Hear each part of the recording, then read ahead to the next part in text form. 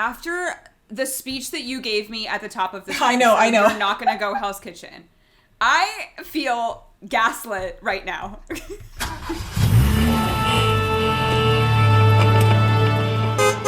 Hi, everybody, and welcome back to Off to Broadway, the podcast where we deep dive into anything and everything musical theater. I'm Tara. I'm Stefania. And in today's episode, it's my favorite episode of the year. I think it's your favorite episode of the year. And based on our Spotify Wrapped, it's also our audience's favorite episode of the year, which means it's time for our way too early Tony nominations. Now, normally we're pretty, hyped about this, but this year, stress. This season is very full. There are 10 million musicals opening this year. And I'm just kind of lost trying to even assemble my starting point to work from. We have how many new musicals? 14 new musicals on Broadway this season? We have 14 new musicals on Broadway this season. I think overall there's, 21 musicals this season, and I think there's 15 plays, which is, I believe, the opposite of what it was last year. I think there was 15 musicals last year and 20-something plays. It's interesting. I feel like, maybe I'm wrong, but I feel like there's usually more plays because they have more limited runs, so there's more turnover. Whereas for musicals, usually they last a bit longer, but that hasn't really been the case. Of what's already opened this season, everything either has an end date or is already closed besides Back to the Future and Spamalot. Whether that's because they're closed or they're limited runs or whatever, but those are the only two that from the first half of the season have open-ended runs and are still running. So yeah. It's been a bit crazy, which opened up a lot of theaters for the second half of the season to kind of regenerate. So exactly, it's interesting. And as always with these episodes, we are going to date stamp this. Today is January 25th. There could be a closure tomorrow. Who knows? I feel like last year we did this and then something closed 5 days later and we were like, well, but nothing's open. That's the thing. Nothing is open. True, unless we get a surprise Back to the Future closing, but that's not going to happen. The one more likely is the Spamalot closing. Agreed. I don't think it's going to close. I don't think so either. They're doing pretty well. As of yesterday, I think Jonathan Bennett just walked into Spamalot. Michael Urie left to go do. What is he doing? What is he Mattress. doing? What's that title? What is that title? Oh, Once Upon a Mattress. Once Upon a Mattress. Yes. Which they actually just released a couple things on Instagram, and it's of Sutton singing Shy. It's very good. Sutton is booked and busy. And so was Michael Urie, booked and busy. So was Michael Urie. So yeah, Jonathan Bennett walked in yesterday. I agree with you. The Spamalot is the only thing that could close, but also this does feel like a show that anybody could walk into at any moment. Yes, they have great opportunities to stunt cast this show.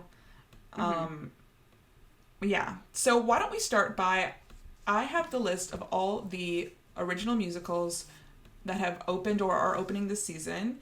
You tell me if I missed one because, girl, it's tough. Well, this is what I was saying. Yeah, go ahead. In order of opening date.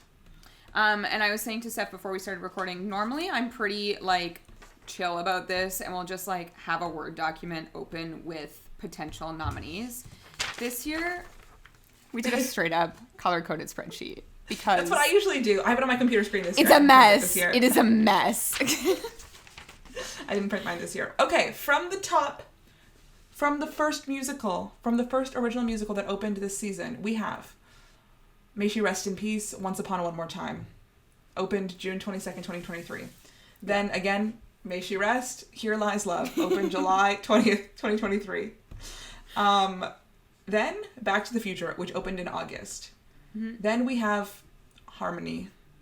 Which is closing When is it closed? 4th? I think the episode will be out by the time that this... Yeah, yesterday. Next, How to Dance in Ohio, which is closing 1 week. February 11th, 1 week. So you're almost there. Then we've got Days of Wine and Roses. Opening is January 28th, so this is a limited run. Then we've got The Notebook, opening March 14th. Then we've got Water for Elephants, opening March 21st. Then we have The Outsiders, opening April 11th. Then we have Lempicka, opening April 14th. Suffs, April 18th. Hell's Kitchen, April 20th. The Heart of Rock and Roll, April 22nd. And finally, The Great Gatsby, April 25th. on the day of the Tony nomination voting cutoff. Or opening cutoff. The eligibility cutoff. Crazy. Also, I would like to announce that like 2-ish weeks ago, maybe it was only last week, they announced the casting for the Heart of Rock and Roll and then also The Great Gatsby at the same time. And all of the like Newsies tweets and TikTok videos that came out to be like, wow, Corey Cott and Jeremy Jordan on Broadway at the same time. What a great day for Jack Kelly's out there. It's crazy. Jack Kelly's and replacement Jack Kelly's, you know, exciting. Okay, and then for revivals, we have 6 revivals this year. So we have opened October 10th, Merrily We Roll Along. Then opened October 12th, Gutenberg the Musical, which is a revival under the Classics rule. And I also believe it is now closed. Yes. Once this episode is released, yeah. January 28th. Spamalot opened November 16th. Then we have The Who's Tommy opening March 28th. We have The Wiz opening April 17th and Cabaret opening April 21st. Have we missed anything? That leads us with, I believe, 20 shows. And that's what we have for this season. It's pretty crowded. It's pretty messy. And this is why we do it way too early, because it's funny. But we're about to be so wrong. This will be my most incorrect. We're about to be so wrong. I can't wait. I cannot wait. But yeah. There's also, we should say, before we get started, has only been one round of eligibility ruling for this season. It came out at the end of last year. The next one should be coming out in March. And then we are at, like, nominations. So we're really going off of nothing here because the ruling is based on shows that have closed. And Back to the Future. But, like, we knew that already, so it doesn't even matter. Yeah, it's going to be...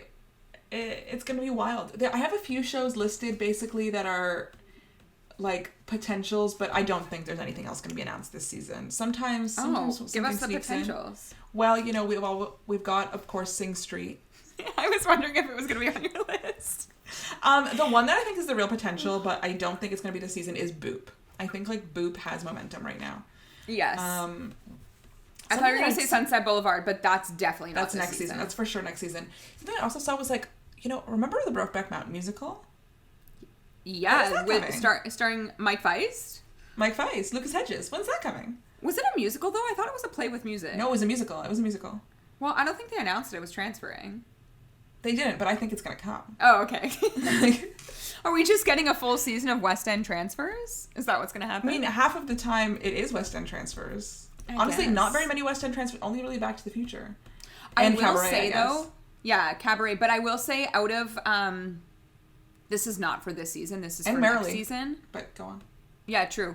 But Merrily not really because it was like 11 years ago. I was like, yeah. But Sunset Boulevard, this is the first time that they are bringing like all principal cast over from the West End. That really does not happen very often to New York. They will bring like one person sometimes, but not like a full like principal cast, which is like it's pretty exciting for them. Usually. Yeah, it is very exciting. Yeah, a lot of times it is like a union situation for why they're not bringing everyone in, or sometimes they'll be like, I remember what was it? But the like Ferryman? These people should get a chance to audition at least. I just know I remember like so many West End actors like also have dreams of being on Broadway, you know? Sure. I'm just remembering, like, The Ferryman, they brought over the principal cast. They brought over the cast. Even for, like, Harry Potter and the Cursed Child, they brought over the principal cast. But they had a set end date. And then after that, they would be replaced with actors. So I think that's, like, typically how I see it working. So minus my guess Nicole. is... Yeah, Nicole is American, so her visa issues are probably different. But she's never been on Broadway before. This will be her Broadway debut. So, crazy. Very exciting. Exciting stuff. I think we should maybe start in the least crowded category, which is Best Actress in a Musical. Best Actress. Okay. I'm ready to start there. Okay, I will start. I will list my first person. Okay. My first person is from a West End transfer, just as we were speaking of, and I am going to go with the star of the Cabaret revival, Gayle Rankin. Agree. She's on my list as well. I know that she's never gonna make it, but I also did put the woman that played Cinderella from Once Upon a One More Time on my long list. Briga Heelan, congratulations to her. No.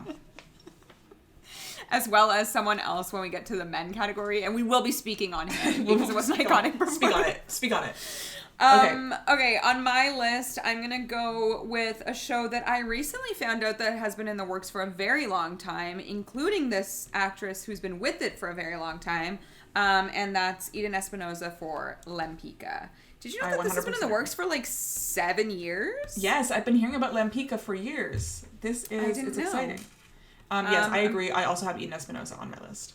Very excited for her to have a leading lady role originating on Broadway. Yes, so I agree 100%, Eden. I am now going to add the actress, Malia Joy Moon, the star of Hell's Kitchen, to this list. She plays the character of Allie.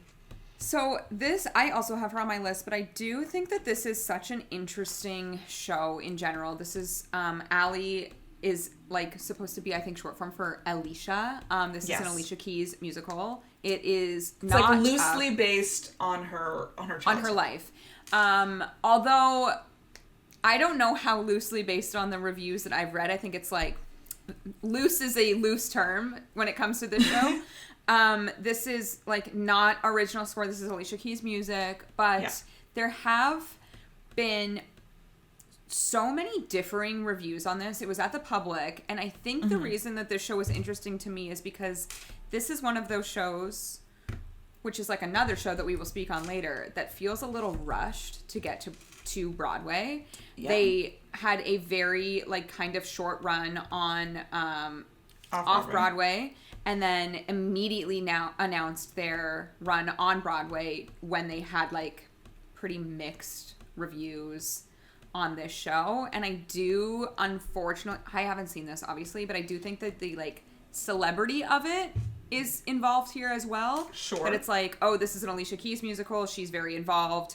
Let's get this season, because if we wait any longer, then we might not have her to do this. You know what I mean? So I don't know how I feel about Hell's Kitchen. I would like to hear some of it, but I do think it feels a little rushed to me. I don't disagree, but what I will say is over the past 10 years, 8 out of 10 Best Musical winners have originated off Broadway. And so I think that is kind of the winning combination to originate off Broadway or have an off Broadway run as part of your development process. So I think like that should not be overlooked, that it has word of mouth in the New York City area. It's New York City critics have seen it and have been buzzing or not buzzing about it. And as well as that celebrity factor, I don't think we can count Hell's Kitchen out. Oh, no. It's shown up a lot here on my spreadsheet, but I just have like a question mark beside it. I think it's just funny because like I'll read obviously like reviews, but honestly these days a lot of our like theater content is being served to us through social media. We are, shout out to Ashley Hufford and Theater is Life, Kate. We watch their videos all the time, and both of them hated this show. So I think that that's kind of interesting. They're like similar ages to us, I want to say, but the main critique was that the book is quite messy. It doesn't feel finished. And I would also like to point out that this is, I believe, one of 3 Michael Greif projects this year. You know, Michael Greif, he's busy. He's a busy man. He's booked and blessed. He is blessed. He's booked. I'm happy for him. I don't know where he finds the time. No, I know. And how do you like switch your brain? But you know what? I'm a fan of Michael Greif. I like him. Yeah, same. So can't be mad at. Okay, moving on here. I also, now every time I think about the way that I'm speaking, I just think about that episode where we talked about the American Idol reveals, and here we are again for a full American Idol reveal episode, so you're welcome.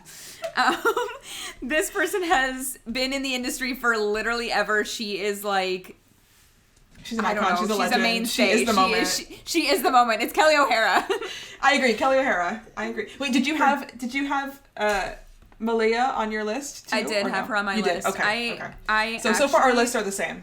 I jumped around with her and somebody else on this list, and then I ended up going with her. And I'm curious to know who your last person is, because I went with my heart on this one, and I don't think it's right. However, back to Kelly O'Hara. This is for Days of Wine and Roses. This is a limited run. I said before we started recording, this is a show about like a couple. They're alcoholics and played by Kelly O'Hara and Brian Darcy James. And if I'm gonna watch two people argue on stage while being intoxicated, I would like to see Kelly O'Hara and Brian Darcy James do that. I've heard it's very sad. This was also off Broadway last year, I believe. And this is another one that I feel like is kind of like a critic's sneaky pick here and could show up in a lot of categories. So I know we're not talking about the music right now, but the music is Adam Gettle, who Kelly O'Hara worked with previously on The Light in the Piazza, and it just suits her voice so well. It's giving me Bridges of Madison County energy, which I know is terrible, but I loved it. Also starring Kelly O'Hara. Exactly. So I feel like this is just very much a sweet spot for her. So, you know, welcome back to Broadway. She's here to do what she knows how to do. And I'm seated. We love it. Yeah. I'm seated. Okay. I think I know where your final pick is going to be. And what I'll say is I think that's a supporting performance. I think that's going to end up being in supporting. I think it's going to end up being supporting. Okay, let's talk about The Notebook right now because that's where we are. Let's talk about it. So, again, we have not seen this show. I have been dying to see this show for years. And then when we found out we found out a long time ago about the 3 versions of Noah and Allie. Mm-hmm. And while I agree with you, I think that they can make a case for Joy Woods and Ryan Vasquez, who are playing like middle version of Allie and Noah, because this is like the Rachel McAdams, Ryan Gosling version of Allie and Noah. Right. And I just feel like based on like promotional ads that have come out so far, they are really focusing on these two. I agree. And all of the interviews are just them right now. So that's why I feel like the campaign is here to make her and him be considered in the leading actor category. And I do think that we could experience a 6 of this all, and they're all put in featured, all 3 Noahs, all 3 Allies. But I just think that like in terms of where we are on January 25th, based on the promotional efforts that I've seen, this is a leading role. Yeah, I'm kind of 2 minds on this. I think in one way, Joy Woods has been like gaining momentum over the past year so much. She is talking about a star. Like she is talented. I feel like a year and a half ago I did not know who she was, and now I saw her in 6. You saw her in 6. Now she is everywhere. She is like the next star. And I feel like that's the biggest case for her being in lead, is that like this is her moment. This year is her moment. In my opinion, it's her, like the campaign for The Notebook in general for performances, minus like maybe the older Allie and Noah, is only for her. I don't even think Ryan Vasquez is like in the question right now. I think it's only Joy Woods' show. But my hesitation here is I was looking up, so The Notebook played in Chicago at Chicago Shakes, and they have the Jeff Awards in Chicago, and she was supporting performer nominated. Who's Jeff? Who is Jeff? They had a full name. I don't remember. The Jeff Awards, okay? And they had her in supporting actor. So they have genderless categories there, which... Oh, fun. Exciting. Again, I agree with you. I just think it's interesting. We'll get into this when we get into like revivals, because it's interesting when we can look at previous Tony Awards and how roles have changed over the years. If you look at Cabaret, it's crazy what what was considered. The MC was considered a featured role for years until like 1990, whatever, that year. Like the 1999 revival with Alan Cumming. Yeah, but the original, like Joel Grey was nominated for featured. So, and to me, I'm like, how was that role ever a featured role? So it's just interesting how like time can change things. So like what's remembered, I don't know. However, that being said, I know where you went, I think, for the last one, and I think it's gonna be Nichelle for The Wiz. You know, to be honest, I'm not even sure where I'm going with this last one. I am between Nichelle Lewis for The Wiz, or in a true wild card pick, even Ariel Jacobs in the great... No, Ariel Jacobs, sorry. No! Sorry to hear Lies Love. Sorry to hear Lies Love. My other alternative is Eva Noblezada. People love her. She is loved. People love her, but I really don't know that there's going to be that much love for Gatsby this year. You think it's just going to like fully blank? My hope is that it fully blanks so they can be, like, told, guys, like, you should have waited. It was a huge mistake. This was a huge mistake. I don't think waiting would help this. Like, I gotta be honest. No, I don't think so But you know either. what? For boldness, even Oblazada, let's select her, my 5th pick. For fun. Other notable people in this category, again, there's like really nobody in this category. As you said, Briga Heelan for Once Upon a One More Time. We also have Isabel McCalla for Water for Elephants, Mackenzie Kurtz. Talk about a show that's going to get blanked. Water for Elephants. In my opinion. Grant Gustin's debut shot. Here's our time to make bold statements that will be proven either true or not, you know? Bold statement. Grant Gustin wins Best Actor at the Tony. You know, like... You know, in 3 months or 4 months when the Tony Award nominations and winners happen, you're either going to pull the clip or we're going to forget it ever happened. 100%. Nothing for Water for Elephants. Well, the only thing I was going to say, my only thoughts for Water for Elephants... Oh, actually, I lied. I have someone nominated here for Water for Elephants, but my only other note there would be, like, set design, possibly. Mm-hmm. I don't even know what that set looks like, but I know what the movie looks like. Picturing puppets. And when we talk about Gatsby for set design. Set design. No. Gatsby's maybe nothing stuff, else. But nothing good. Nothing good. Did you pick a winner? This is so hard. I haven't picked a winner, but if you didn't, then I'm happy to get rid of that. No, we're gonna pick. I'm gonna pick Eden Espinosa as my winner. Wow. I have her, so I have my locks in yellow, my greens are maybes. My yellow and red writing is winner, and my yellow and purple writing is runner-up. So I put Eden as a runner-up, and I'm going with Gail Rankin for winner. You know, that's also a good choice. That's a really good choice. Because... Did Jessie Buckley win at the Olivier's? Jessie Buckley won at the Olivier's. Oh, I love Jessie Buckley. I just don't know that the Tonys will like Cabaret as much as the Olivier's. But we shall see. Yeah. This is a most anticipated show for me. Again, will I be going? I don't know. The tickets are $8 million. Not for $1 million. I don't know if it's worth it to me, but like it is, but it isn't. I don't know. We shall see. And then also, I don't know if I'm going to get there in the spring, and then by the fall, who's even going to be in the show? Are you like committed to seeing Eddie Redmayne? I do love Eddie Redmayne. I do love his performance on that cast. Unhinged. I love it too. I love Eddie Redmayne, so I feel the same way. Like not in this. I like the cast recording Unhinged, but I just love Eddie Redmayne regularly. Although I don't love Eddie Redmayne as Marius, so we can just erase that from his resume. That's not really what we're talking about here. I enjoy Eddie Redmayne. I'm a fan, but yeah, I don't think it's gonna happen for me to see him in this production. And then we'll have to see who the replacement cast is to see if I find it worth it. Previously discussed this, but like if it's Wesley Taylor, we had dreamcast him because he's done Cabaret in other places as the MC, and I think he's like maybe the right type. But this production, who knows? We'll see. Yeah. Well, speaking of Eddie, let's get to Best Actor, and let's start, I guess, right with him because let's talk about it. He's definitely going to be nominated. Again, he was nominated for the Olivier's. Also to bring in the celebrity of it all, but he does seem to be very good in this show too, and I love that he's transferring with the West End production. That's very exciting, and I think we'll get a lot of people in the audience for the show. You know what we always forget? What? Eddie Redmayne, Tony Award winner.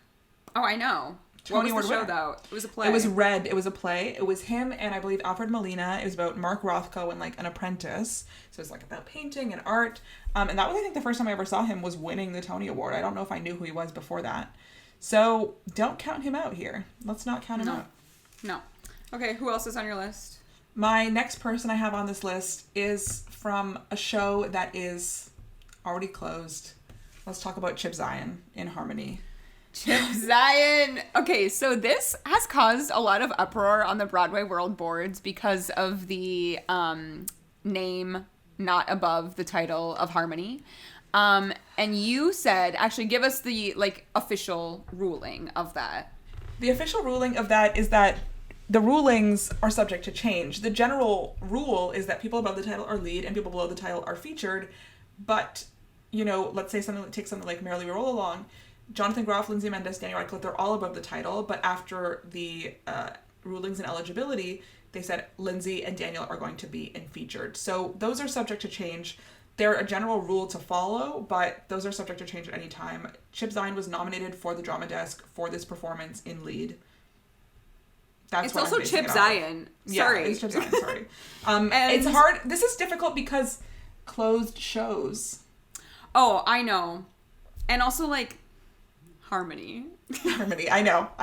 But I find this category pretty thin as well. I don't know. I'm struggling. I'm on a struggle bus. Oh, I feel like there's a lot of men that could be in this category. It's just, like, I don't know that they're worthy of... That sounds so That's what I'm saying. Like they'll get to 5 no matter what, but I'm on a struggle bus picking. Because, like, there's really, like, 1, 2, 3, 4, 5, 6, 7, 8, 9, 10, 11, 12, 13, 14, 15, 16. There's, like, 17 or 18 possibilities here, but, like... And yet there's only one winner in my heart, so it doesn't even matter. There's a winner in my heart. Let's talk about him. The winner in my heart. We're going to talk about the winner in your heart? No, okay, we'll save it. My next one, as a compliment to what I said earlier, he's a mainstay on Broadway. He's always here. He's always iconic, and it's Brian Darcy James. BDJ. Every time. Remember, I think it was a couple weeks ago when we were, like, kind of talking about this and, like, thinking about, like, the season, and I had a moment of, like, oh my god, Brian Darcy James is in this season too? Like, what? Why? But I'm sure he's wonderful in this show. I love him. I was listening to Shrek the Musical today.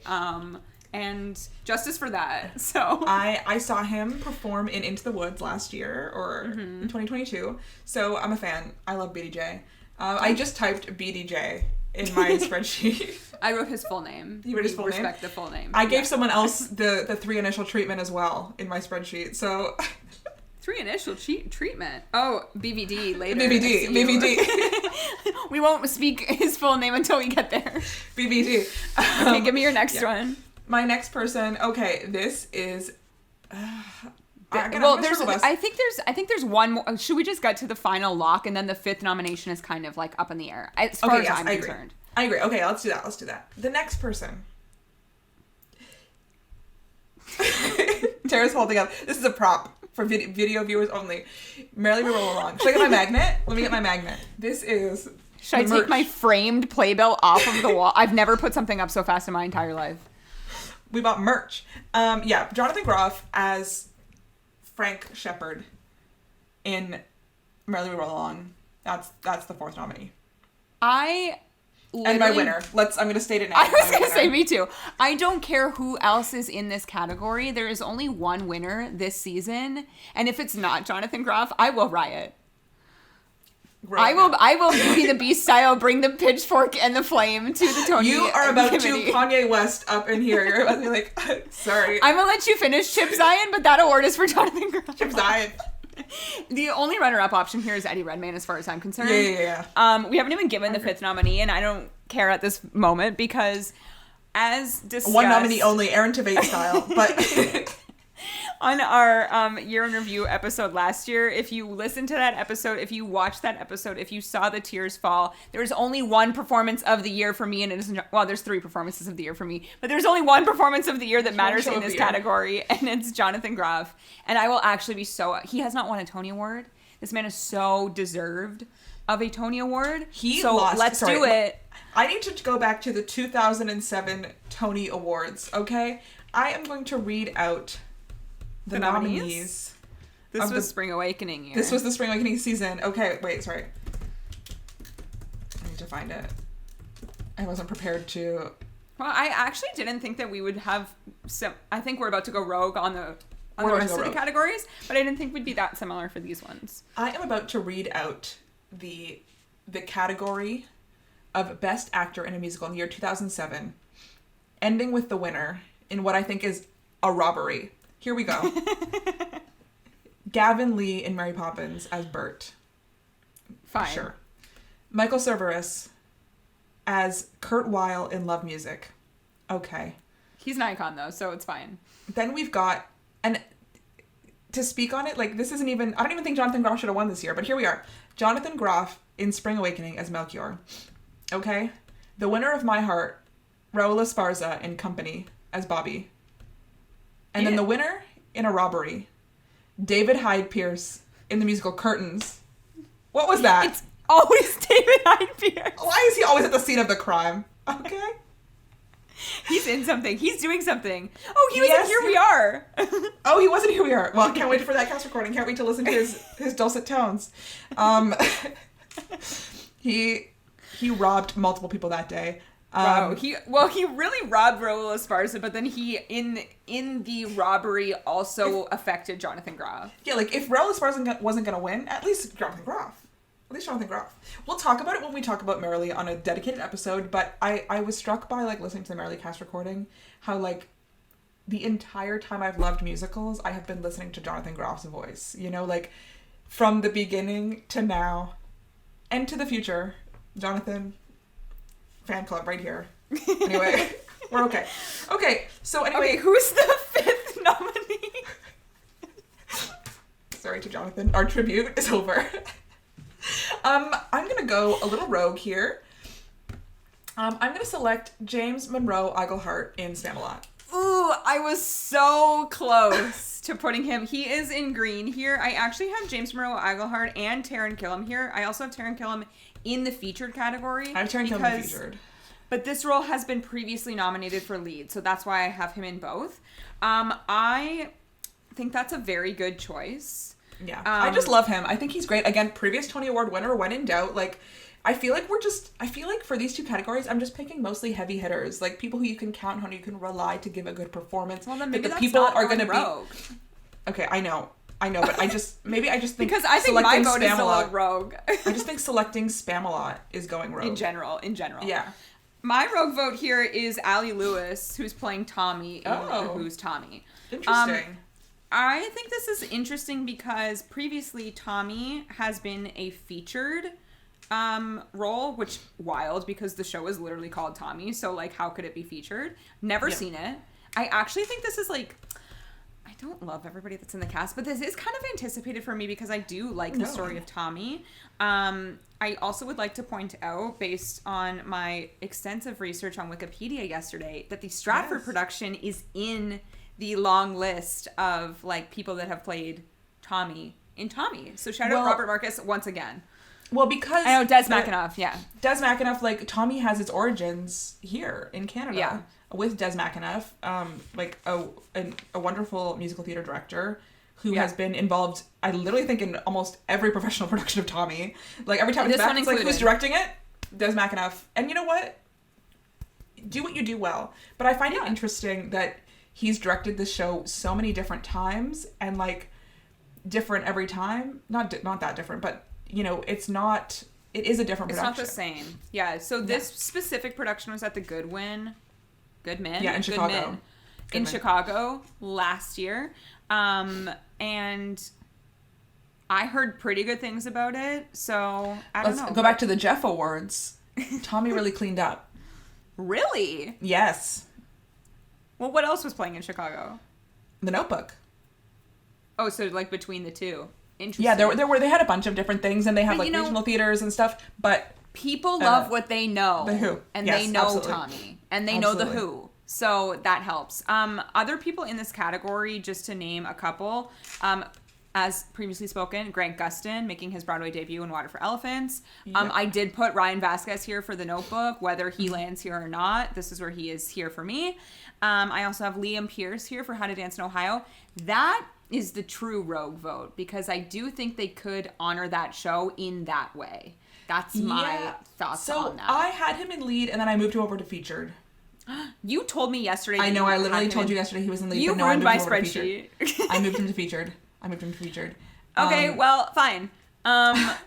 I also have here Corey Cott for The Heart of Rock and Roll, Casey Likes for Back to the Future, Andrew Rannells and Josh Gad for Gutenberg, Brody Grant for The Outsiders, Jeremy Jordan for The Great Gatsby, who is going to be devastated when he doesn't get a Tony nomination, but it's not deserved. He should know. So sit down, Jeremy. We all know. And then let's pay the most respect to my lead actor of the year, Justin Guarini, for Once Upon a One More Time. On a show we did not see. And I watched the bootleg. And yet we know he was the greatest performance. Oh, no. He is Jonathan Groff, step aside. If he was not in this season, Justin Guarini is the winner. JG supremacy. Wow. Jonathan Groff, also JG. That's what I'm saying. JG supremacy. I know we don't endorse bootlegs on this podcast. However, the Once Upon a One More Time bootleg is actually fantastic, and I highly recommend it. I endorse bootlegs of flops. Sorry, I endorse bootlegs of flops. That's fine. Justin Guarini is a straight-up star in this production. Watch his circus and tell me otherwise. All eyes on me in the center of a ring, just like a circus. I wonder if Once Upon a One More Time can show up in, like, choreography. You know? Maybe. Honestly, I think I said this to you when I watched it, but, like, their set design also really good. Really? So, I don't know. They can't show up in Best Original Score because it's not original. And they're 100% not showing up in Best Musicals. So. No. Sorry to them. Yeah. Okay, let's move on to Best Featured Actress in a Musical. There are so many people here, and I don't even have all of them written down because there's too many people here. Yes. I'm going to start I'll start with, I think, a classic pick here. I'm going to go with Leslie Kritzer in Spamalot. Even though that was my rogue pick in the last category, this is my classic pick in this category. This is a classic pick. This is a previously Tony-nominated role. For Che Diaz. Yes. For Sarah Ramirez. I know, Sarah Ramirez. But we saw Spamalot last year. Obviously, Jen Ryder Shaw was the Lady of the Lake. This is a very, like, short but showy role. Yeah. And having previously seen Leslie Kritzer in Beetlejuice, she is literally perfect casting for this. She's been with it since the Kennedy Center, as has James Monroe Iglehart, and I think that this is like a pretty locked nomination this season. Another pretty locked nomination this season for me, which I was surprised to see her name when I was searching the show yesterday. I was like, oh my god, welcome back to Broadway, Bebe Neuwirth. 100% agree. 100% agree. Wow, why are our lists so similar this year? 100% agree. I'm with you on Bebe Neuwirth. I really thought hard this year, although I think we only have those two. We have 3 for sure, and then the others, who knows? I agree with you on Bebe Neuwirth. She is, love her. Just welcome back. Last time I saw her on stage was in The Addams Family on Broadway. Oh, wow. Did you see Ramin is doing The Addams Family somewhere? That makeup looks great. With Michel Visage, which I love. I think that looks so fun. He doesn't really do, like, comedy. He's not funny. He doesn't seem like a funny man to me. That photo shoot, they look great together. I am excited for this, even though I'll never see it, and I don't even care that much about Addams Family, you know? I can't imagine, Ramin and Nathan Lane doing the same part. Like, they are just like, they're just not the same person. No. And also, like, from what I remember, it's been a long time since I've listened to Addams Family and seen it. It's not really like a vocally challenging score, and he is someone that seeks out vocal challenges. He is to introduce a term. Have a fun time. To introduce a term from a future episode. He is a voice forward performer.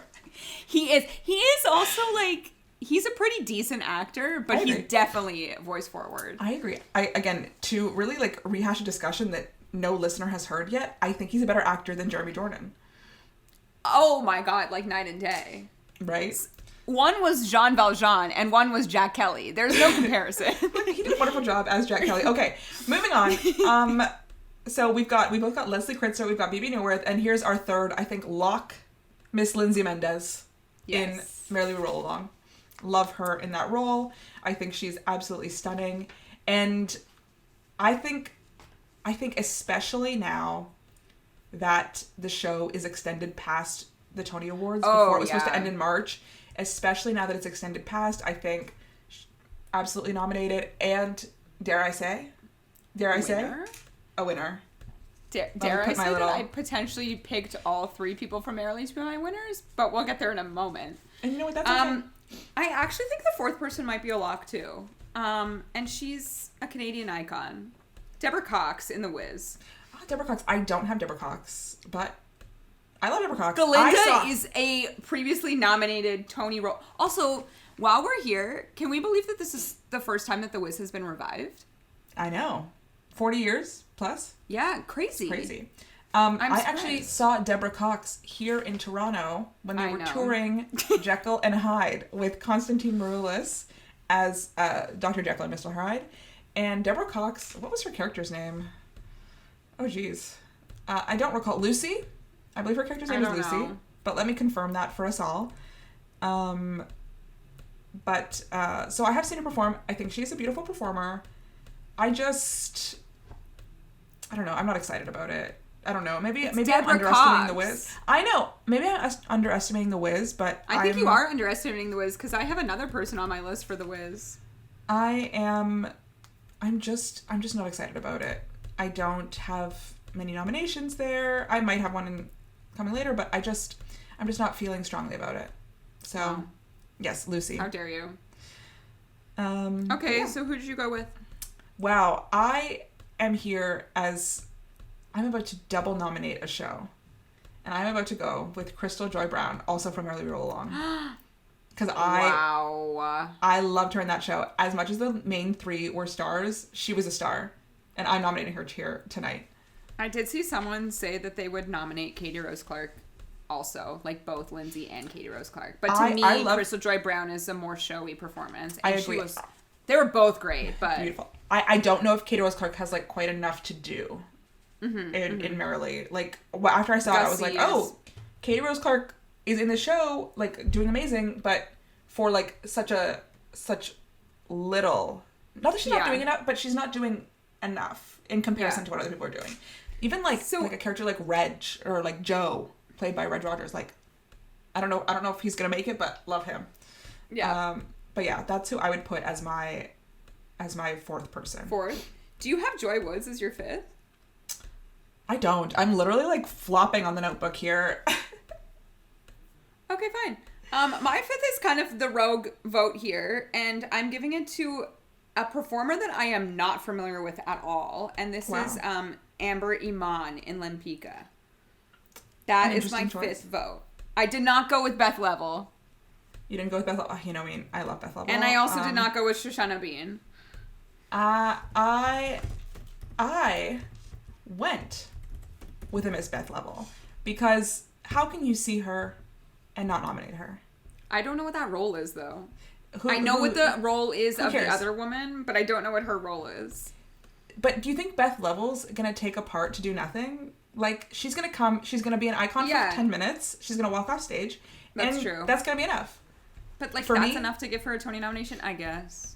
Well, it depends, like, and I know I just said Katie Rose Clark doesn't do enough. And again, we don't know anything about this, but it's about the impact. It's about the impact you're making on stage. And sometimes you can make an impact with 2 minutes, 10 minutes, with not very much. And sometimes, you know, your your performance is a little more subtle. And that's what I think, like, Katie Rose Clark is doing. I think, especially in supporting, especially in, like, featured, you really have to, like, go in out with a bang. And I don't think Beth Level is capable of doing something without that bang, you know? No, so you're right. And I'm a fan. So that's why we're going with her. My, like, other people that I think are possibilities here are Marianne Plunkett, who is playing, like, older Allie in The Notebook. That's if they choose to split the category the way that I feel that they might. And then I've been reading a lot for Grace McLean in Suffs. She's great all the time. I had her potentially in lead, but again, I'm not sure. The ruling for Suffs, the only thing that we know based on its previous run is that Jen Colella and Nikki M. James have been both nominated at, like, other award shows in the feature category. So I do have them both here too, but I just don't think... I don't know. I don't really have much here for Suffs other than I've heard like very mixed things on Suffs. Again, another one that I've heard needed a bit more work. But like I said before, off-Broadway shows that have originated off-Broadway or have had off-Broadway runs as part of the development process are very successful in winning Best Musical. So we shall see. Yeah. Some other people here, I have Sarah Bogus and Julie Benko here for Harmony. Jordan Tyson, who's playing young Allie in The Notebook. I have, like, many people possibly for How to Dance in Ohio. Emma Pittman for The Outsiders, Sam Pauly for The Great Gatsby, Sarah Chase for The Great Gatsby, and Allison Luff for Tommy. So yes, and, like, don't forget Jennifer Simard. Jennifer Simard. Once Upon a Warmer Time. Who actually could come in here with a rogue nomination. Because she's one of those ones, you never forget about Jennifer Simard. She was nominated for Company, right? Like, she was nominated for Company for I mean, she was amazing in Company, but for, again... So small. High impact in a short amount of time. So she's always one who can sneak in there. She's a crowd favorite. She's a fan favorite. Mm-hmm. You know? I can't believe I forgot about her, because I will speak on her later in this episode. Speak on her. Okay. So, is your winner Based also... on this, my winner is Lindsay Mendez, yeah. Yeah, my winner is Lindsay Mendez as well. 4 of my nominations came here from revivals, and only 1. That's what I mean. Revivals are more exciting to me this season than the new musicals. However, as I said before with like runner-ups here, I really think like Cabaret is like second in every single category here. I think this is like runner-up is Bebe Neuwirth in my opinion. Just like runner-up is Eddie Redmayne. So it's just like kind of a nominated, like highly nominated show. I think it's very hard, and this is why we do it because it's silly. But it's very hard to do it so early and not pick recognizable names, you know? And that's kind of where that's why I think like maybe Bebe Neuwirth, who is always amazing, is someone who's like, yeah, absolutely, easy nomination. But I feel like that even for nominators, like the nominating committee, it's easy to be like, of course, she's a star in everything. You go in with that preconceived notion, you know, you're like, of course, she's doing it. So yeah, I agree. Overall, I agree. Okay, best featured actor. This category is, I don't even know. Yeah. There could be like 12 people from Spamalot here. Like, we don't even know. I agree. I'm going to start with, I think, again, the obvious. Start with Merrily Roll Along, Daniel Radcliffe. My winner. Same. We really went with our heads on this, right? Yeah. Heart only.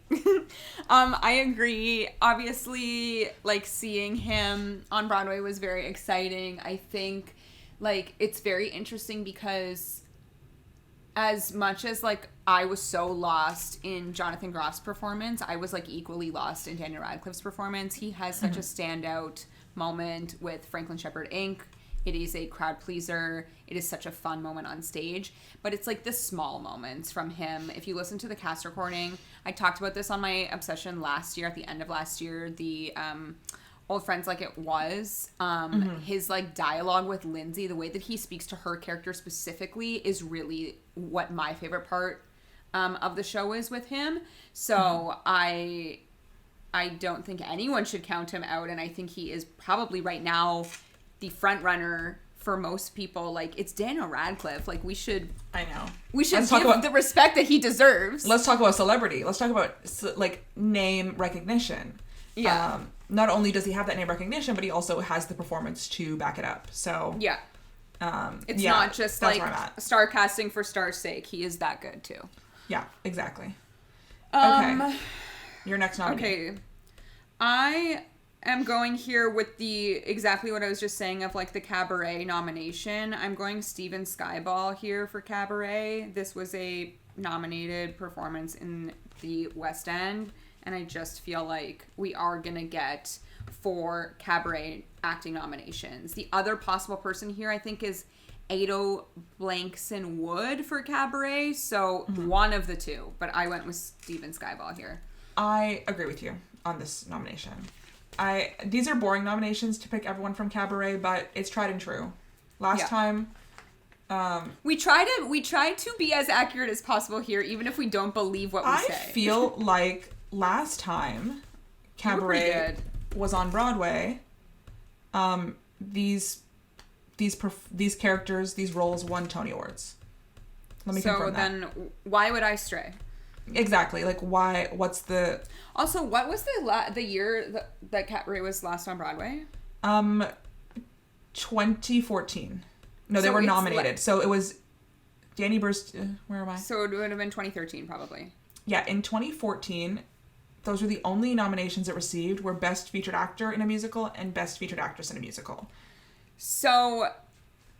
just thinking about Cabaret in general and the fact that it's only been 11 years since its last revival, like if this is going to win the awards that it might win at this year's Tony Awards, I don't know if this has happened in recent years of like a revival happening this soon and winning similar awards. It's pretty wild. Yeah, they were just nominated. They didn't win. Sorry, I didn't mean to make that mistake. But those two supporting roles. The one that,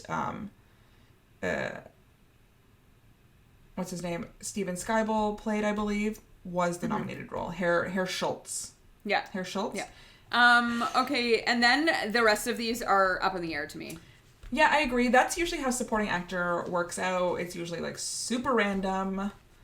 But we're having a good time here. I'm going to go with my whiz representation. I'm going to select Kyle Ramar Freeman, who we both saw in A Strange Loop. In A Strange Loop as Usher. And the interesting thing is he's playing the Lion, which is a previous Tony Award winning role in the last production on Broadway. The only other production of The Wiz. The only other production. The original production. So I think this is a good bet. We know how amazingly talented he is. And also the Lion has wonderful songs. And I think it's a good bet that I'm taking here. I agree. But also just thinking about him in general, to think if this does happen, to go from being an understudy to a Tony nominee in 1 year is so exciting if this happens. It would be great. I would be so happy. My next nominee here is the Rogue Water for Elephants nomination, and that is Paul Alexander Nolan, another Canadian. Yeah, get that Canadian representation in here. But Jesus playing Christ himself. He is playing the Christoph Waltz role, so I do think that is obviously like a showy role if it is similar to the book, the movie.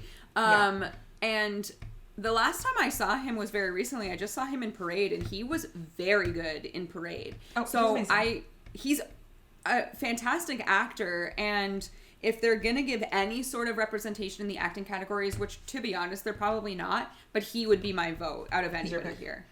Yeah. I just think, literally based on absolutely nothing, I just think that show is not going to be respected. Oh, I agree. But I gotta pick somebody. You gotta pick somebody. Yeah, I'm with you. Okay, my next nomination, we're going for that initial. We're going for that BVD. Going for that Brandon Victor Dixon in Hell's Kitchen. He is such an amazingly talented performer. I cannot wait to hear him sing again because, a voice-forward performer, if we've ever heard one. Talking about Jesus Christ Superstar. We're talking about Jesus Christ Superstar. We're talking about Rent. We're talking about all the live performances. Hamilton? We're talking about Hamilton. We're talking about all these things. Yeah. Yes, Hamilton? Yeah, Hamilton. Every single one of these things. Like, he is so talented. And I think he's so passionate about what he does all the time. And for him, I think, like, getting originating a role in a musical, I'm so excited to see him. He's playing, I don't even know, the character's name is Davis. Her dad? I think her... I don't know. Figure? I'm not sure. There is a very messy plot line, apparently, that, like, never gets solved. So, possibly. A father figure, let's say. A male figure in her life. In Allie's life. In this musical. A man in Allie's life. You know what? I'm just a fan. I'm just a fan of BVD, and so I'm giving him this recognition from me. Yeah. I did not, but That's okay. Could see it. This last one, I have like 3 people picked here. Okay. Because there's many ways they could go. They could go Spamalot, and we could get someone there. They could go The Notebook, and we could get someone there. Mm-hmm. Or my true craziest swing vote of the entire category here. No. I am nominating Conrad Ricamora for Here Lies Love. You know what? I almost did it because I love him so much, but like I didn't. I was like, if they're gonna do anything, they're gonna do it right here. But I just don't think it's realistic. I actually do think there will be one representation for Here Lies Love, and we'll get to it in a minute. So this is a truly, like, nothing nomination on my behalf. But he was great in this. So a star, and I'm just looking at representation and diversity on this whole list. I'll never fight a nomination on him. I did not select him because I really think this show's going to be mostly forgotten about by the time we get there. And it's so crowded. Like, in a less crowded season, I can see them, looking further back in the season. But there's just too much going on. It also closed in, like, November, right? Yes. Like November Yes. 2023. Like, so Tony's are so June long ago. 2024. Yeah, it's a long time ago. Like but 8 months, 7 months beforehand. the other reason why, like, Most he people haven't could even break seen that. No, exactly. But, like, he has also been with the show for, like, 11 years, so I could see something No. if they choose to give anything to Here Lies Love. Yeah. I am going not to Conrad, my favorite, my single signature on my Here Lies Love playbill. I am going with an actor in another show that has been in development for a long time, very anticipated. I'm going with George Aboud in Lempicka for playing the character Marinetti. I just think this is going to be a Critics' Darling show, Lempicka. I agree. I think this is going to be a show that people are excited about. I think people like, original music, about a woman, not to say, like, that's why, but about a story like we haven't seen before, about an artist, about creating art. I just think this is going to be a Critics' Darling this year, and it's going to be the People's Darling. I don't really think it's going to run very long because I think it's going to be a hard sell to audiences, but I think this is going to be a Tony Darling this year, which is why I am going with George Aboud here. I'm sure he's also wonderful in it, but really... There's another guy that could possibly... Yeah, yes. like Andrew Simonski, who's playing, I believe, her husband, I think is also a potential... Tadeusz Lempicki. Yes. I agree. The other thing here is that, like, this is a show we have really not spoken anything about, but, like, there are 10,000 characters in The Outsiders that could be nominated as well. Yes. I don't know. We don't know how that... I think it really depends on how that show is. Like, what the critics think of that show. Because if it is, the only person I could see as a potential nomination here would be Sky Lakota Lynch. But there's also, like, many. He's playing Johnny, right? Yeah, Johnny. Yeah. Put that guy in the kid who's playing Ponyboy was also, like, on my long list here. If they choose, I had him too. like Brody what if Grant, The Outsiders is revolutionary? Like, I know. don't know. The music that I've heard is not giving revolutionary. I like it, but it's not giving revolutionary. No, to I know. me. But yeah, the book could make or break. We shall see. But Angelina Jolie is producing, so maybe she. I know that was so random. Isn't that random? She wants to EGOT. She wants to EGOT. She doesn't have a Grammy though. But also on this list, does she have an Oscar? She does have an Oscar. There's 3 actors. Probably not. I just made that up. Okay. But everyone's looking for EGOTs these days, so you never know. The T, Elton John just EGOTed. The T is the easiest one in EGOT, in my opinion. Well, now, because all you have to do is produce a show. Yeah. You gotta put your name. You gotta pay, like, $50,000. You want to do it. For Tommy, there's 3 possible people here, but just to shout out some names: Bobby Conte, Adam Jacobs, John Ambrosino. Then we also have this one I put on the list because he's the Spamalot Boys, but I put Michael Urie and Ethan Slater here. Ethan Slater, trying to kill him. Someone said the sleeper of the season is Ethan Slater. And you know what? To see him and Ariana Grande walk the Tony Awards red carpet, I would take the nomination. Yes, and. I'm an Ethan Slater fan. Like, I can't help it. I'm almost, like, on his side. Not on his side. It's hard to explain. No. On his side. Not on his side, but people are mean to him, and it's like some of the people are mean to him, but there's also a baby involved here. I understand that, but people are mean about his physical appearance, and I don't think that's ever necessary. I don't think that's ever necessary. Okay. And you know what? SpongeBob is a very well respected role and show in the Broadway community. Okay, don't use it as a derogatory. SpongeBob is not a well-respected show in the Broadway community. Just because he was nominated for... That show was a commercial season. Frozen, Mean Girls, SpongeBob. I agree, but I feel like SpongeBob had heart. I thought SpongeBob It had more heart than the others, but... Actually, Frozen had a little heart. But... I don't know. A lot of people hate SpongeBob. And they're wrong. They are wrong. I love SpongeBob. Seen it twice on Broadway. And the taped version. I will never knock SpongeBob. The other person I have on this list who I put here as a last minute because he is a new cast member and everyone loves him, but Eric Anderson in The Great Gatsby. Oh, love him. You know who we did not discuss who actually could get nominated here? Roger Bart.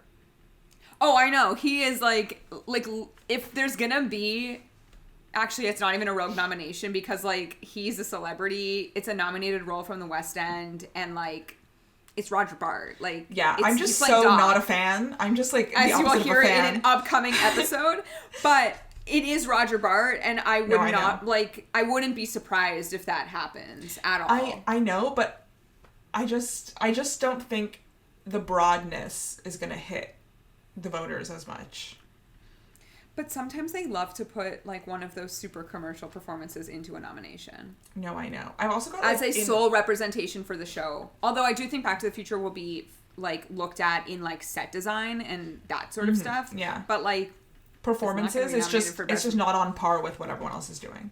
No, well, I'm not sure. We haven't seen half of We haven't even seen this. So.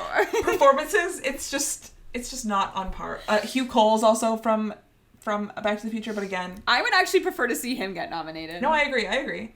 But the other person I just here, don't think. Again, based on, like, potential of the Notebook, I would give it to, like, Dorian Harwood, who's playing the older Noah. Yeah, that seems like it could be a nominated role. Yeah, it'll be interesting to see how those nominations shake out, how the Notebook. Wow, you really gave zero love to the Notebook, and I'm actually offended. I really gave zero. Okay, let's go to where I'm going to give love to the Notebook. Our next category, Best Original Score. Yes. So there are 1, 2, 3, 4, 5, 6, 7, 8, 9, 10, 11 shows eligible, I believe, for Best Score. Yes, we've only really got, I believe, 3 jukebox musicals. We've got Once Upon a One More Time. We've got Hell's Kitchen, and we've got The Heart of Rock and Roll. This is a good season for original music. Some shows... There could be a play in here, too. Yeah, we never know. Something like Stereophonic. Let's talk about something like Stereophonic, which has a full original album. Ooh. I know, I didn't even think about it, and now I'm like, as a really big Arcade Fire fan, Will Butler wrote the music for Stereophonic. I actually do think that Stereophonic could push out my sole nomination for Here Lies Love Here. Oh wow, Stereophonic. Although it's David Byrne and Fatboy Slim, so I cannot count them out. Okay, let's start from the beginning. I'm going to start with my first nomination, Ingrid Michaelson. This is The Notebook. The Notebook. Music and lyrics by Ingrid Michaelson. Everything we've heard of it is beautiful. I love her music generally. So my first nomination for Best Original Score is Ingrid Michaelson. Yeah. My next nomination is Suffs. I think this is the only category that this show possibly will... Actually, I lied. I think they will be considered for... I don't know if they'll be considered... I think they'll be considered for Best New Musical, but I think they're only going to be considered in a couple categories, and this is one of them. This is the score by Shana Taub. She is also in the show. She wrote the show, so I do think that they're going to... I actually think Suffs probably could be nominated for book as well. Yeah. I don't know how... things. I agree. However, Shayna's music is very good. I know. I don't think we can count her out of the original score category. Is this not love? Is this not love? From like The 12th Night. So good. Remember that? I also have Shana Taub on my list. I agree. I think she writes really, really beautiful music. My next person on my list is Adam Gettle for The Days of Wine and Roses. Same. Boring pick. Yeah, really, really beautiful music. We haven't heard any of it. We don't know what it sounds like, but I'm sure it's stunning. He just writes beautiful music. I don't know what to say. That's what's fun about it. We're just making stuff up as we go along, and then people are yelling at us when they listen. Go on. What's your next pick? Well, I'm yelling at me right now and you because Stereophonic was not in the conversation, and now it's in the conversation. I know. I just thought about Stereophonic. Crazy. So I'm gonna give this a dual nomination to Here Lies Love and Stereophonic. No, you can't. You're not allowed to do that. You're not allowed to do that.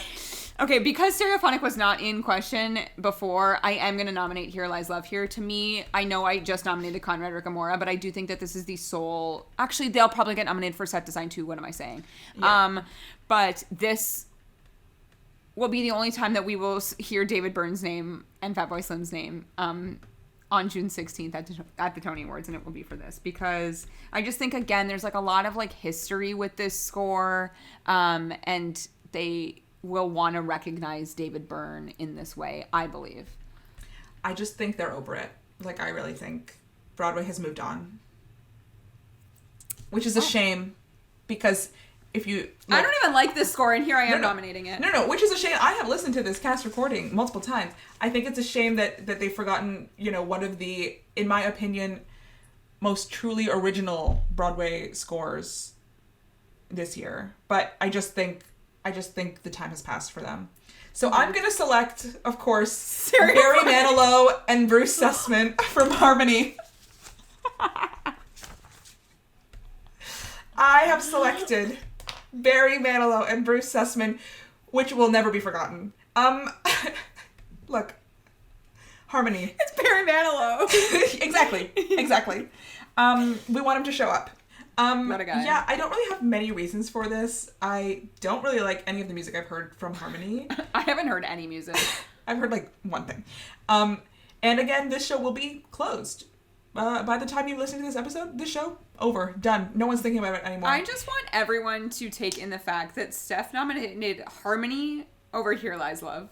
I did. I know. I believe in a previous episode I said you could not pay me to see Harmony. No, that was Gutenberg. Oh, I couldn't pay me. Well, I feel the same way about Harmony. Same. Couldn't pay me to see Gutenberg. Actually, by the end, I was like, maybe I want to see Gutenberg, but it was never going to happen. I actually want to speak on Gutenberg for a second. This has nothing to do with the original score. Yeah. But for a show that is about Josh Gad and Andrew Rannells playing these characters, they really are spending only time focusing on every other person that makes a cameo in this show. I was like, does anybody know what this show is about other than the fact that there's a celebrity that makes an appearance at the very end? Because that's all that they're saying. Can I tell a funny story? Yes, tell it. At the dinner table the other day, my dad's like, what's this show? It's called Nuremberg. And I was like, what? And he's like, it has like special guests. And I was like, oh, okay. I was like, oh, it's Gutenberg. Special guests, yes, blah, blah, blah. And I was explaining the show, but I was like, he's like, Nuremberg? And I was like, no. I was like, it's about Gutenberg. So it's made it to your dad, is what you're saying. It's made it to my father. The special guests, like, on social media. My dad has a TikTok. He loves TikTok. The special guests on social media, the clips of the, like, Broadway producers coming up, has made it to his feed. But, like, is that what the only thing that they want us to take away from the show? I think it's really good promotion. Comes in for fun? It is good promotion, but, really, like, what is the show? One of the most iconic things to happen was when Anna Wintour and Anne Hathaway showed up together. And Anna Wintour said, this is my assistant. To get Anna Wintour to acknowledge The Devil Wears Prada in that way for the first time at Gutenberg the Musical... Iconic. So good. And then for like a week, give them a Tony Award. give Anna Wintour a Tony Award for that acting. And then for like a week or 2 weeks later, for Anne Hathaway to walk out of Condé Nast in protest of what Anna Wintour did to the employees. Iconic all around. My fifth slot is for what you believe will be critics' darling, Lempicka. My fifth slot is also Lempicka. Look at that. And then the sixth slot is Stereophonic. But that's maybe the second slot. Which just occurred to us right now, but the sixth slot is Stereophonic. I actually think that's a really, really good likelihood. But based on the list here, I think it would knock out my Here Lies Love, Your Harmony. Yeah, I agree. Or like an Adam Gettle. Yeah, or Adam Gettle. Or Shayna Taub. Honestly, it could knock out any of these. It could knock out any of these, but I don't think it's going to knock out my winner, The Notebook. Should I pick someone else just for funs? Because I think we have all the My same runner-up is right Lempicka, now. even though I don't love what I've heard from it. I just think for Lempicka, it doesn't sound like every other show right now. You know what I mean? It sounds different from every other show. The Notebook literally sounds like every other show, but it is so I know, but it's really beautiful. But it's really beautiful. Words? Give them her Tony. Give her a Tony. Okay, I'm going to be fun, and I'm going to pick Lempicka here, just for giggles. Matt Gould and Person Kreitzer. Sorry, did we say their name? Matt Gould and Person Kreitzer, who wrote the book and who wrote the music and lyrics for Lempicka. But the real winner is actually Stereophonic, so we'll see you on I know. Sorry, if this is actually relevant, Stereophonic's going to win. I can't believe I forgot. I'm like really one of the world's biggest Arcade Fire fans. Will Butler, who is no longer even in Arcade Fire, but wrote the music for Stereophonic. I think you forgot because it was a last-minute addition. It was just announced, and we're like so musical focused, we forgot about plays. Yeah. Okay, well, speaking of musical focused, here we are at the best musical category. Okay, give us the 14 one more time. Okay, the 14. Here we go. Once Upon a One More Time. Actually, let's rule some out as we go. Once Upon a One More Time, it's a no. What? I'm kidding. Here Lies Love, It's a no. Okay. Back to the Future, I'm leaving in.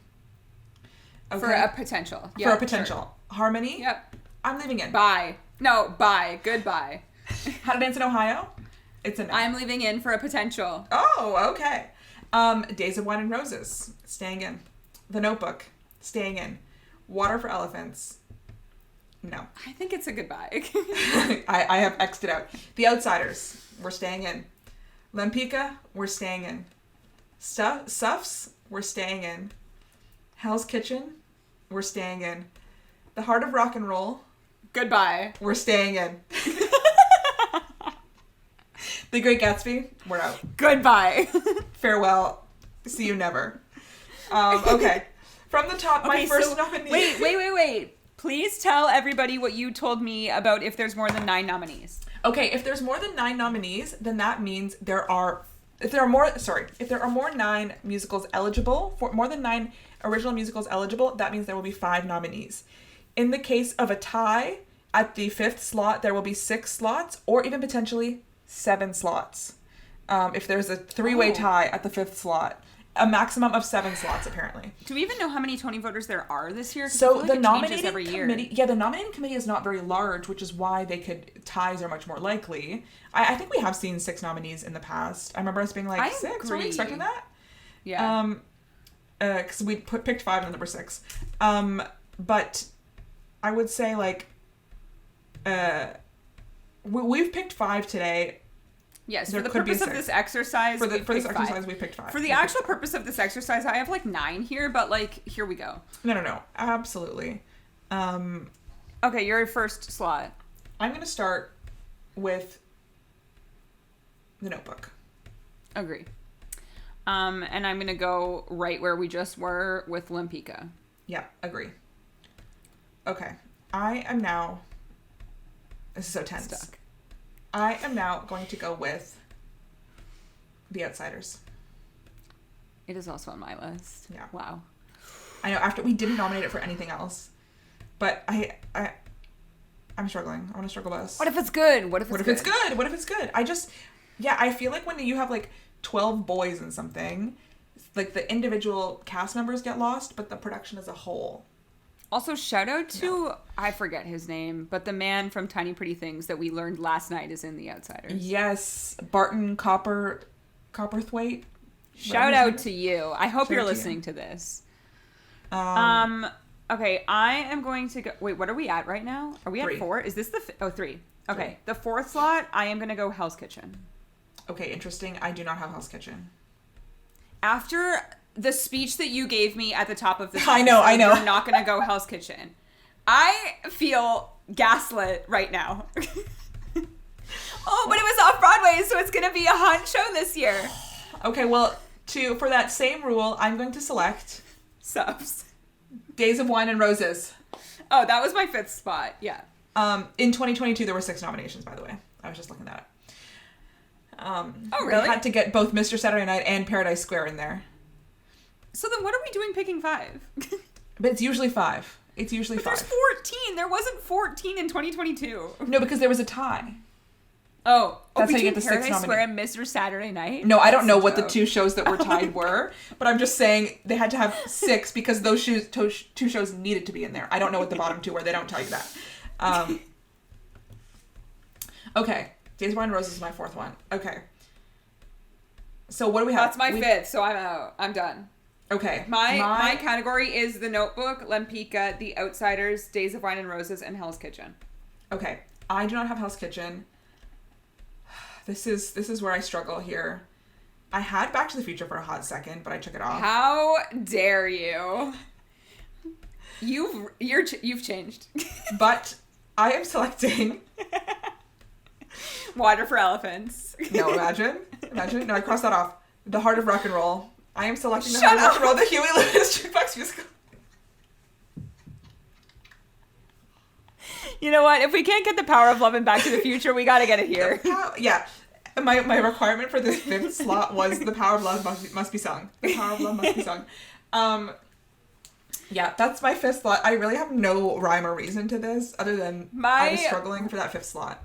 So my rogue 6th spot would be How to Dance in Ohio, simply because we have not given any sort of recognition here to a show that features a almost full cast of autistic actors. And if they're going to do it somewhere, I think it could be here, but it also could be book. I was going to say book. Book is good. That's where I think, I don't know. I was going to say directing. Directing, we're not even talking about tonight because it's too hard, but... No, because as previously mentioned, there's 10 million things nominated this year. Like, not 9,999 things. Like, 10 million things are nominated this season, and I cannot even think about Best Director right now. And you're about to tell me who... Although my winner for Best Director, I'm sorry, I'm going to say it right now, is the narrator from Joseph, and that's Maria Friedman. Yeah, I agree. It's Maria Friedman. You know, could Michael Greif compete against himself 2 times? Could he get in there 3 times? I would love to see triple nominee Michael Greif. For Hell's Kitchen, for The Notebook, and for Days of Wine and Roses. Like, you put all 3 of those in best... You put all 3 of those in your best musical selection. Wait... And 2 of those, I think, are pretty devastating shows. I don't know about Hell's Kitchen, but I think 2 of them are pretty sad. 2 of them are pretty devastating. He loves Alex Timbers in here multiple times. At Gutenberg and Here Lies Love, but I don't think he's getting there. It's going to a woman this year, and it's going to be my icon, Maria Friedman. Yeah, Maria Friedman. You've also got like a Rachel Chavkin for Lempicka. Let's talk about that. Oh, I didn't realize it was her. We're saving Rachel Chavkin for Gatsby in 2025. We are. We've got Rebecca Frecknell. I'm just naming the female directors. Rebecca Frecknell for Cabaret. We've got Shel Williams for The Wiz. Shel Williams actually co-directs The Notebook with Michael Greif. So that's fun. We've got Sammy Knowles for How to Dance in Ohio. Warren Carlyle does Harmony. We always love Warren Carlyle. Of course, Warren Carlyle does Harmony. like it's just so. If it's not gonna be Bartlett Shear or one of those, it's gotta be Warren Everything Carlyle. I learn about Harmony, I'm just like, of course, obviously. Okay. Who's your winner? My winner. This is actually really difficult because I don't really see a front runner here in I went with my heart. You went with your heart. Yeah. You went with The Notebook. Yeah. Okay, I'm gonna go with, in my opinion, what is going to be the critics' darling, Lempicka. Just for fun. I just feel like what a commercial choice. I know. However, again, I'm a broken record here, but based on what we have seen from their previous Out of Town, I just feel like everyone is gonna love this show. So yeah, I think maybe that might turn people against. It's like, oh, this is the big commercial show. This doesn't need our votes. This doesn't need the big showcase on the night. Let's give it to something that, needs a bigger audience on it. Yeah. So, well, they did that last year kind of with Kimberly Akimbo, right? Like that. I don't even remember what was nominated last year for Best New Musical. I've got it up here. Actually, you know what? I also have it open. Anne Juliet, New York, New York, Shucked, Some Like It Hot, Kimberly Akimbo. That's actually like the expected winner. And I also think that we predicted that like on the day. Yeah, we knew that. It was kind of, but it was an early critics' darling. Here's the thing. Yeah. Kimberly Akimbo was open when we did Way Too Early last year. Yes. Lempicka has not opened yet, so we don't know really anything about it. What if it's hated? That's why we do it early, because it's silly, because it's fun. And here we are at our final category, and this is not silly or fun. This is business, and if this show does not win... 4 nominees in this category we are selecting of the six. Of 6. So the full 6 are Merrily We Roll Along, The Wiz, The Who's Tommy, Gutenberg, Spamalot, and Cabaret. I really think there are I don't actually think there are 2 locks here. I agree. Merrily and Cabaret. I agree. I will also add The Who's Tommy. That's my next pick. I also have that. And my final, and I think you've chosen the other because, in my opinion, Gutenberg is not even in contention here. No, sorry, I agree. But I've chosen The Wiz, and I feel like you've chosen Spamalot. No, I've also chosen The Wiz. Oh, wow. I just dislike Spamalot. Sorry. I also don't know that Spamalot will be open by the time the Tonys are on. That's the other thing about Spamalot is the Kennedy Center transfer. Not that people, like, it's doing very well. I don't mean that in the sense of, like, they're not selling tickets, because they absolutely are. But I just don't know the longevity. I had, like, heard somewhere that it was a limited run. But then I think that rumor was, like, dispelled kind of recently when you recently discovered that the Belasco is now open for Sunset Boulevard. Because I was under the impression that the Belasco was that the St. James was going to house Sunset Boulevard, which would mean that Spamalot would need to move out. there are basically Sunset Boulevard, to get into it. Sunset Boulevard has a moment in the show where an actor walks off, like, outside of the theater, and a cameraman follows, and it's projected on a screen. And what we learned, I believe, I'm gonna credit Theater is Life on TikTok for sharing this with me. But basically, when they did Network, which was at the Belasco, they had a similar, which you did see, they had a similar function with a cameraman following. Sorry, I just need to stop you for a moment because it's actually exciting because we are finally seeing this. I just got an email saying that your performance of The Great Comet is tomorrow. So exciting. Can't believe. I'm really thrilled. Yes, so when they did Network, which was at the Belasco, the rule was, in order to have the performers on camera, on screen, to be able to do this as a part of the show, it had to be under the marquee. And only a few theaters have marquees large enough to accommodate this. One of those is the St. James, and the other one is the Belasco. There could be others, but those are kind of the two main ones. They could do... People have talked about, like, a roof or something else, but... Where was A Doll's House? The Hudson. But she just walked out. She just exited. But that marquee is quite large. You know what? It is kind of. The thing is, it has to be close to the stage door, right? Because we don't want them, like, running around the streets. I mean, I do think I said this in a future episode that you have not heard yet, and maybe it won't even be said in that episode because I'm saying it right now. But I think the real dream here for everybody should be that this reopens the Majestic. For the ALW representation, that would be fun. What's their marquee look like? Well, it's gone right now. They're rebuilding. Well, maybe they can build it custom for whatever they need right now, but they'll want to preserve it historically. No, I agree. I do think Belasco makes sense. Even just vibes. I saw the film scene there. How big is, like, the back of the stage? Like, is it big enough for a giant screen? Oh yeah, when I saw Hedwig there, they completely stripped down the entire stage for that, like, brick wall exposure. For if anyone's seen Hedwig, like, when they slowly, like, take off the costume and become just like themselves, it's very deep back there. Okay. I also agree, vibes Belasco more than St. James, just based of, like, it's the dirty. feeling inside. It's grungy. It's kind of like rustic. Yeah, it's fun. Like, it's nice there. That is not even in contention for this season. But interesting to think about. But yeah, Belasco. Okay, revival winner. I mean, our favorite. There's only one winner. This is gonna be its year. It feels boring to talk about already, but that's it does. And you haven't even heard our episode on Merrily yet, and it feels boring to talk about. But, like, I don't. This is a bold statement, but I don't need to see anything else this year to know that that's the best show of this year. Nothing will speak to us in the same way. Nothing will top that entire experience, and I don't know performance-wise that anything can top the acting in that. Like, it shouldn't have been that good. It's also a show where the actors are able to, this is gonna sound silly, act. You know, there's not a lot distracting from. It's such a minimal acting, set. The performing. It's so human, so grounded. Yes. And to think that this... I just am picturing the speeches now of, like, this show flopped 43 years ago, and here we are with a Tony Award. Thank you for... Thank you, Steve. Steve, this is for you. Steve. Steve, we did it. Anyway, I'm ready. Yeah, exactly. I'll be crying at the Tonys this year when this happens, and I can't wait for it.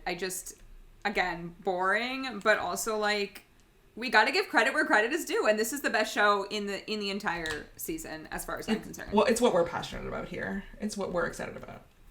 Exactly. And did we do that? I think we did that, and we did that in relatively good time, I must say. We did.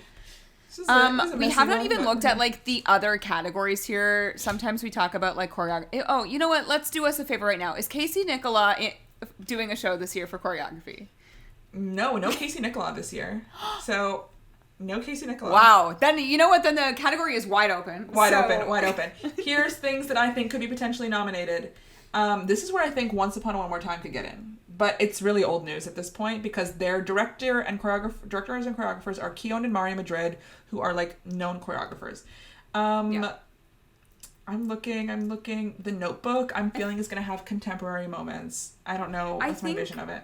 Water for Elephants. Correct. Maybe. Correct me if I'm wrong, but I think Camille Brown is doing Hell's Kitchen. Yes, she is. Love her. She's nominated. Great. Nominate. The Heart of Rock and Roll. Could it be this? Could it be here? Like, where are you getting your info on this show? Nowhere. I literally had Matt Doyle typed in until like 1 hour ago. Like, know that. No shade to Casey Cott and Mackenzie Kurtz, but isn't it Corey? Sorry, Corey Cott. No shade to either Cott, brother. To Corey Cott and Mackenzie Kurtz, but I would rather see Matt Doyle and Katie Rose Clark. I mean, absolutely. Great Gatsby could get in on choreography. Spamalot choreo. Tommy choreo. The Wiz choreo. Cabaret choreo. These are fun things. I'm really interested to see how Tommy does Pinball Wizard, like Pinball Machine wise, because that could be fun. I think Tommy could be here first. Oh, what about like the Wiz for choreography? Did you say that? I did. I don't know who's choreographing it, but I absolutely do believe. What about Cabaret? I said Cabaret. I'm not listening. You're saying too many things. Sorry, I just listed a bunch. I don't know who's choreographing Cabaret either. I can't believe you're not talking about your favorite show, Harmony. That's not going to get in for choreography. It'll be not recognized in other places. It will be recognized. Let's see if I'm trying to think if there's anything else here that's fun. I'm just looking at this list of like set. I'm actually kind of interested to see what the Outsiders Julia Cheng choreographed Cabaret. I'm interested to see what the Outsiders set could be. It's giving projection. Sorry. It's giving projection to me. Cabaret set. Yeah. Well, they should just should they give an great. award this year to the best renovated theater, and it's the Broadway versus Did you see Broadway up close? Like Tim. I did. Tim showed the August Wilson. And they're very exciting. They've stripped all the seats. They stripped the floors. That's probably the only video that you'll ever see from that theater, because if they keep what they're doing on the West End, you are not allowed to have your phone inside there. Or you are, but they give you like a sticker to cover the camera, which I honestly love the like immersiveness of that. It's very similar to like Cursed Child, Keep the Secrets, that sort of stuff. We don't really have any of that on Broadway, and it's fun if they can do stuff like that because you don't really get the opportunity. So, yeah. Can I take my Playbill photo though? Can I take a Playbill photo? You can't. You have to take it outside. Oh, interesting. But yeah, that is our way too early Tony nominations for the 2023-2024 season. I don't know, like, we have passion, but I'm also a little uninspired, but maybe I'll be proven wrong if I get to see some of these shows. But what I really can't wait for is the 2024-2025 season of Casey Levy versus Nicole Scherzinger. So we'll see you then. Prediction. I will say it's fun to do this because it kind of gets me in the mood and gets me excited for all the shows, and it makes sure I know everything that's coming so that I can watch out for things or get excited about certain things or have more context for what's coming. So it's a good, like, regroup at the beginning of the year before the season really, really starts. And it's also fun to see where we land in May when our episodes come out for the Tony nominations. Last year, I feel like you did pretty well. I think I did. I actually did. Because I have a sheet somewhere. Who's your Andy Grotelution vote this year? Oh, who's my Andy Grotelution? Georgia Bood? No, I think that's too obvious. I usually do Andy Grotelution. Caesar Samayoa, How to Dance in Ohio. You didn't nominate him. I didn't, but that's if we're picking an Andy Grotelution, that's who I'm picking. Okay, great. What was we've also discussed this in like real life of what is the to Leslie of this season for the Oscar nomination. The to Leslie. And it actually was America Ferrera. But she's in a popular movie, you know what I mean? Like America Ferrera's like been in the conversation. Okay, that wasn't quite to Leslie. Who was I don't know that we got one this year. I don't think we got it. The Heart of Rock and Roll, best. The Heart of Rock and Roll for Best New Musical is the To Leslie of the season. And with that, we are moving on, and it is now time for our Obsession of the Week. Okay, Steph, what's your obsession? My obsession of the week is the movie musical event of the year. Do you know what I'm talking about? The movie musical event of 2024. The movie musical event of the year is obviously Wicked Part 1.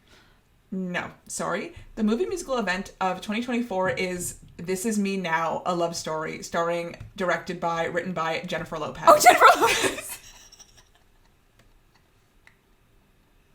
What are you speaking of wicked? No. This is me, ... now.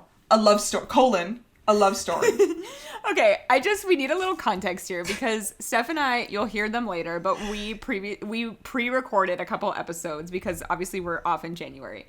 And I had sent her this tweet about this music video and I was like, what is this? And she was like, I need to use this as an obsession, but I can't use it because it's too recent for these pre-recorded episodes. And here we are. To Prime, only the trailer is out. The film is not out till February 16th on Amazon Prime. Sorry, this is actually a movie? Yes, Tara. I thought it was like a Beyonce music video for album this is situation. A film. This is a film based on her own life. The production value looks crazy. The budget looks insane. Like, they gave her $1 billion. Derek Huff is in this. Derek Huff is in this. Like, I think Ben Affleck is in it. I think Ben Affleck is in this. At the end of the trailer, you see, like, half of someone's chin, and I was like, I recognize Ben Affleck's chin anywhere. Should we be doing a episode on this? Fully on. This Is Me Now, a love story. The Jennifer Lopez. Look, she's serving choreography. She's serving music. Is she serving singing? No. But that's okay, Jennifer. That's okay. But, sorry, I just need to, like, speak about this for a moment because there's a moment in that trailer that is from the music video that she just released. Yes, when she's dancing with Derek Huff at the wedding. It's synergy. It's all synergy. So she paid for this, but like who Amazon Prime paid for this. Amazon Prime gave her money, like literally so much money. Maybe her movie. When's the release date? February 16th on Amazon Prime. Watch party. Everyone's invited. Happy Valentine's Day.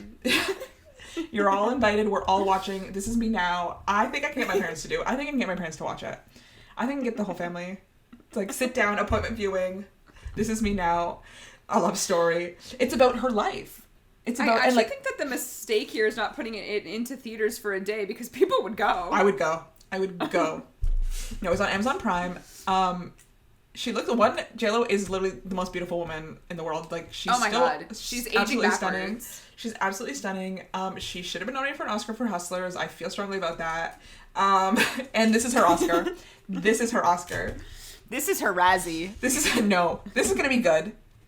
This is gonna be good. No, it's not. No, everyone. My obsession is just the full trailer. I watched it so many times. I made everyone I know watch it.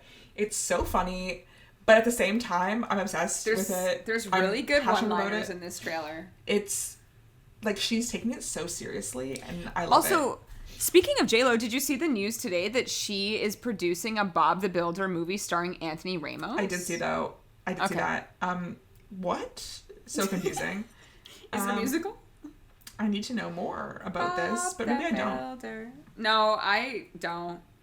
And speaking of Anthony Ramos, can we just speak on the moment at the Golden Globes, Critics' Choice Awards, when Anthony Ramos and Bella Ramsey, who I forgive Bella Ramsey because they don't live in the musical theater space, they were not in Hamilton with Ariana DeBose.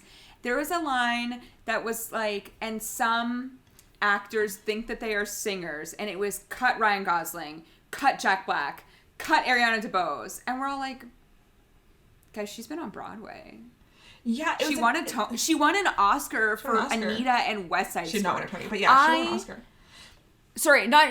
She's hosted the Tony Awards. Like, she has been on Broadway. Like, she is. Angela Bassett did the thing. Bassett did the thing. I have spoken many times on this podcast that I do not think that she has a good voice, but I don't think the rest of the world felt that way. I think she's just an interesting pick for that joke, because I think it's interesting when someone's like an actor who maybe like has an album or does musicals or whatever, but for someone who literally came from the musical theater space and was in a show with the other person standing on stage for him to flag that, maybe, I don't know. Yeah, it was an odd joke. I don't know if it quite landed. And also, I don't know if we're really, like, joking about, like, putting people down anymore. I think, like, I also don't even think Ryan Gosling worked as well for it. Jack Black, like, okay, but I think Jack Black has a great voice, so. And also, Jack Black, like, doesn't he have, like, albums? I feel like he has albums. Yes, he does have albums. And, yeah, like, why are you putting Jack Black down? Shoot to Scarlett Johansson for her, like, Tom Waits covers. Her album of, like, covers. The only person that it should have worked for was Ryan Gosling, in my opinion. But it That's didn't really work for him. I don't know. It wasn't. The bit's not good. The bit's not good. Is that the It's not a choice. Also, I don't know why we're spending so much time on this, so I just felt I needed to say this because J-Lo, Anthony Ramos led me to that moment. Anyway, I guess I'll be watching this movie on February 16th. Yeah. Group watch. Can't wait. Okay, my obsession of the week. This is an obsession I've been saving for months for this specific episode. And I cannot believe that I forgot to mention her in the featured actress category of this season's Tony Awards. I'm talking about Once Upon a One More Time, and I'm specifically talking about the, pro shot taped music video version of Jen Simard singing Toxic. If you have not seen this... I don't think I've seen this. Oh my God, Steph, it's literally... When I watched this video, I was like, how did the show close? That scene is iconic. The choreography in that scene specifically, iconic. Jen sounds incredible, and it is the most wild take on Toxic I've ever heard. There's a moment at the end when she is just screaming. That's all that's happening. She's just screaming. And I've watched the final Toxic performance, of the final performance of Once Upon a One More Time, and she is going off and getting a standing ovation. But this is the first time that I've seen such a in-depth music video style of a closed show. And I think they should have shot the entire pro shot because release it on Disney Plus, I would have watched it. It's so expensive to do. It costs money. And when people aren't buying tickets, you just don't have that kind of money. Well, I feel like this was shot when theaters always do new photo shoots or whatever for shows. So I feel like it was shot probably on a DSLR or a Steadicam or whatever. Very small one camera production. But it is so good. And I have been obsessed with it for months. And I was like, when can I talk about Once Upon a One More Time? And it's this episode. So here we are. So good. And yeah. So that's our obsession of the week. That's our way too early Tony nominations. And that is our first episode of the new year. I would say Happy New Year, but it's February. So yeah. I can't believe I don't know how many we've done of these, but this episode kind of marks our anniversary. We've been a podcast for 5 years. We're entering our 6th year. We're having a wonderful time. Here we go. Happy birthday to us. Happy birthday. And if you want to listen to any of our other episodes over the last 5 years, you can do that by subscribing to our podcast wherever you listen to podcasts. You can also watch us on YouTube. Don't forget to subscribe and leave us a comment. And you can follow us on Twitter and Instagram at Off2BWay Podcast with the number 2. And on TikTok at Off2Broadway, also with the number 2. And we'll see you guys next time. Bye.